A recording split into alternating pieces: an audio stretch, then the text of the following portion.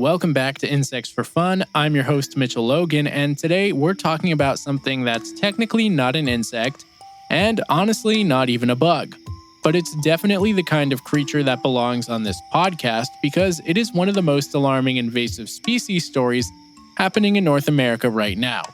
And a shocking number of people have no idea about it. Today's episode is, of course, about Asian jumping worms, also known as crazy worms, snake worms, Alabama jumpers, Jersey wrigglers, and wood eels, because the way they move is pretty wacky. And in my opinion, they should be called wacky worms, too. Okay, so what are they and where do they come from? Asian jumping worms are a group of invasive earthworms in the family Megascolecidae, native to East and Central Asia, specifically Japan and the Korean Peninsula. The three species you are most likely to encounter in North America are Amenthas agrestis, Amenthas tokyoensis, and Metaphyre hilgendorfi. These three often show up together at the same site, which is part of what makes them so effective at colonizing new areas. They first arrived in North America in the late 1800s, likely hitchhiking a ride in nursery stock or soil imported from Asia, and for a long time, they stayed relatively contained and didn't attract much attention. But in recent decades, they've been spreading rapidly. And unlike a lot of invasive species that creep slowly into new territory, jumping worms have been showing up in new states at a real quick pace. They're now confirmed across most of the Southeast, the entire eastern seaboard, the Mid-Atlantic, the Midwest, and parts of Pacific Northwest. In 2025, they were confirmed in Denver, Colorado, meaning they are now well past the Rockies. And of course, we humans are to blame for most of this. Humans move these worms constantly through potted plants, bulk mulch, compost, gardening equipment, and even fishing bait. Their cocoons are the size of a mustard seed and the color of dirt, which means they're basically invisible to the naked eye, and they can hitchhike in soil on the bottom of a hiking boot, in a bag of mulch from a garden center, or on a trowel you borrowed from a friend. They go wherever we go. And for those who are confused, thinking cocoons are a moth thing, worms create a protective capsule around their eggs, which are also called cocoons. Now, before we go any further, let's address the name Asian jumping worm, because it raises a fair question. What does a worm jumping look like? Well, when disturbed, Asian jumping worms thrash violently from side to side in a rapid snake-like motion. They can flip themselves off the ground, literally launching into the air. And they move with a speed and aggression that's completely unlike any earthworm you've ever handled. If you've ever picked up a European nightcrawler, it sort of squirms weakly and just tries to slither out. But a jumping worm feels like it's trying to fight you. The motion is pretty alarming the first time you see it. They can also drop tail segments when threatened, which is the same basic idea as a lizard shedding its tail. The detached segment wriggles independently to confuse a predator while the worm escapes. So they jump, they thrash, they shed their tails, and they move like snakes. Let's now talk about how you can identify them outside of their crazy behavior. The most reliable identifier is the clitellum, that band around the body that all earthworms have. In European earthworms, like the common nightcrawler, the clitellum is raised, pinkish brown, and doesn't wrap completely around the body. In jumping worms, it's flat, milky white to gray, and it does wrap completely around the body like a tight ring. It sits closer to the head end than you might expect. Once you know what you're looking for, it's actually pretty easy to spot. They also tend to be shinier and darker than European earthworms, and can appear almost iridescent in direct sunlight with hints of violet and blue. They range from about 4 to 20 centimeters or 1.5 to 8 inches in length, depending on species and maturity. And they live right at the surface, in the leaf litter and the top few centimeters of soil. But honestly, the easiest way to identify them is to just disturb the soil and watch what happens. If the worms in front of you start thrashing violently and moving like snakes, those are jumping worms. No other earthworm you'll encounter in North America moves quite like that. And then there's the soil itself. If you see patches of ground that look exactly like used coffee grounds, we're talking loose, granular, crumbly, uniform, that kind of stuff, that's a calling card for jumping worm infestations, and why they're no bueno. To understand why jumping worms are such a problem, you need to understand what healthy forest soil looks like. At the top, you have the litter layer. That's fallen leaves, decaying wood, fungi, and organic debris that accumulates over years. Below that is the duff layer, partially decomposed organic material. And below that is the mineral soil. This layered structure is the foundation of forest ecosystems. It holds moisture, it cycles nutrients slowly, it provides habitat for an enormous number of organisms, and it's the medium that most native plants need to germinate and grow. Jumping worms eat the litter layer. Not slowly, not partially, they devour it. An adult jumping worm can consume up to 2 to 3 times its own body weight in soil every single day. They feed so aggressively that they strip an area of leaf litter completely, leaving behind only their castings, the coffee ground-like granular material. And here's the problem with those castings. The nutrients inside them are bound up in a form that plants cannot absorb quickly.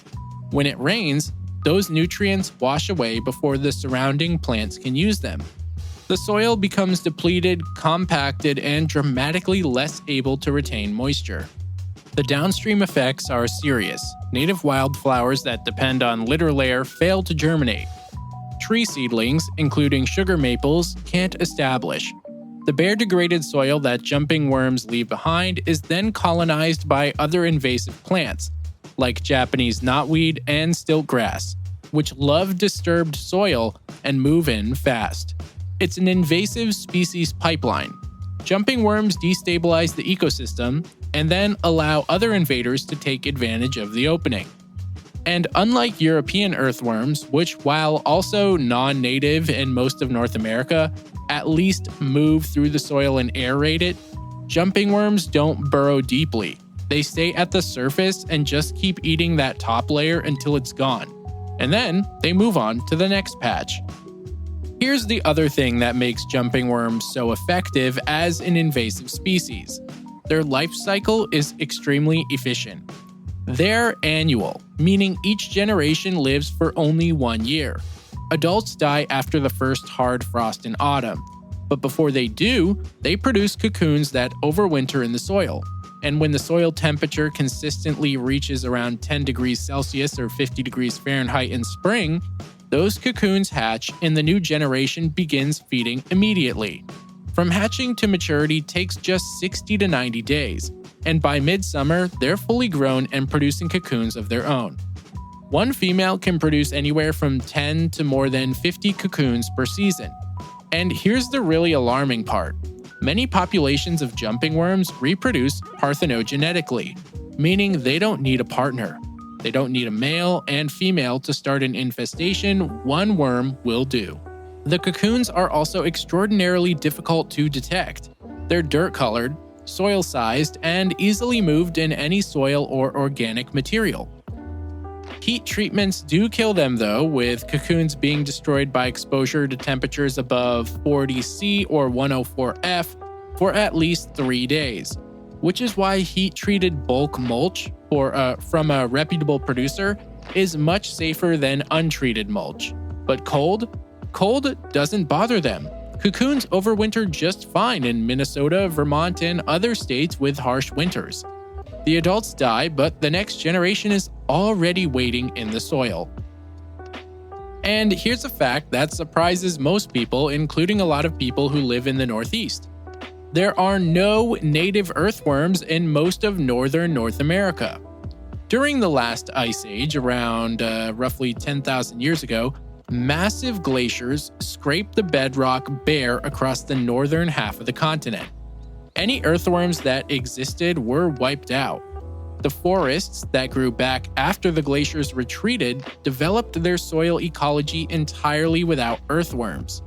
Fungi, bacteria, invertebrates, and other decomposers handled the job instead. When European settlers arrived and brought their garden soil and plants, they also brought European earthworms, like the common nightcrawler. These worms changed the soil dynamics of northern forests gradually. But most northern forest ecosystems have had a few hundred years to partially adjust to them. Jumping worms are a different situation entirely.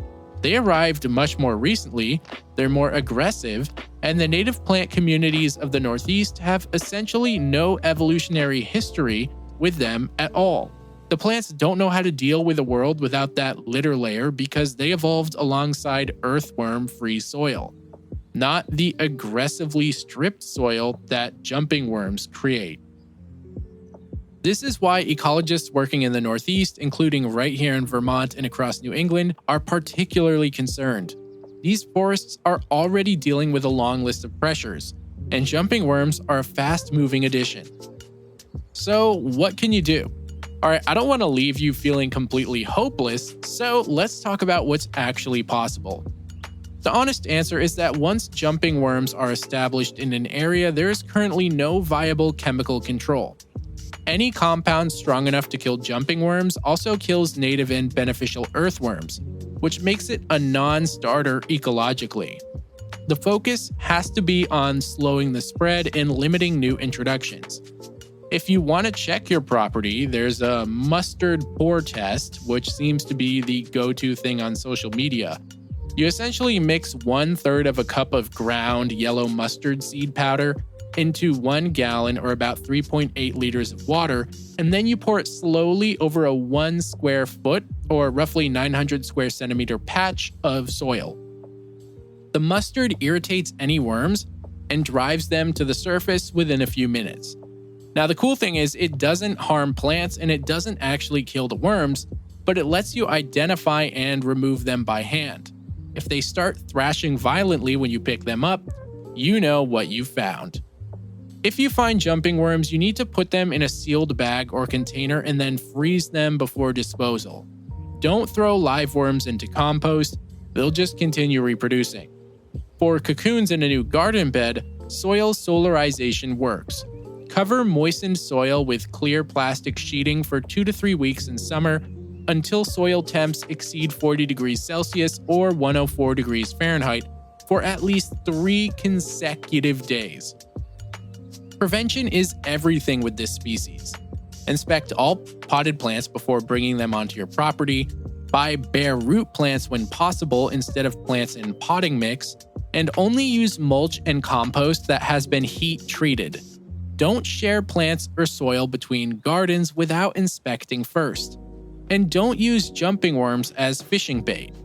It's actually illegal in Minnesota and several other states, with good reason. And if you find them, make sure to report it.